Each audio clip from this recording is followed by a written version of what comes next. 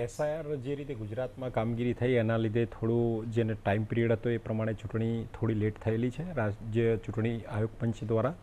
જે અને અપીલ પણ સારી એવી આગેવાનો સમાજના દરેક સમાજના લોકોએ કરી, દરેક પક્ષના આગેવાનોએ કરેલી છે અને ખાસ કરીને ભારતીય જનતા પાર્ટીના ઉર્જાવાન અને ડાયનેમિક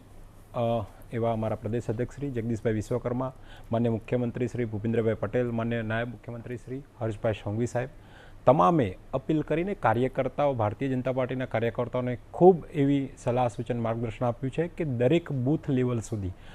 દરેક કાર્યકર્તા બૂથ ઉપર ઊભો હોય પણ ઘર ઘર સુધી પહોંચે અને ક્યાંય પણ કોઈ મત વગર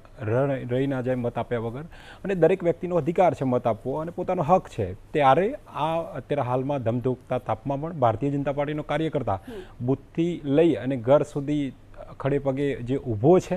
એ પ્રમાણે હું ચોક્કસ કહીશ કે 6 વાગ્યા સુધીમાં ઘણું સારું એવું મતદાન થશે. ગુજરાતની જનતા પણ જાગૃત છે, વિકાસને વેગ આપે છે. છેલ્લા 2 દાયકાથી અને ખાસ કરીને 2014માં માન્ય વડાપ્રધાન શ્રી નરેન્દ્રભાઈ મોદી સાહેબના નેતૃત્વમાં ભારત વિકસિત ભારત 2047 તરફ જઈ રહ્યું છે. એની અંદર સ્થાનિક સ્વરાજ્યની જ્યારે તાલુકા, જિલ્લાની હોય, નગરપાલિકાની હોય, મહાનગરપાલિકાની હોય, જ્યારે પણ ચૂંટણી થતી હોય તો એ વિકસિત ભારત 2047ના વિઝનને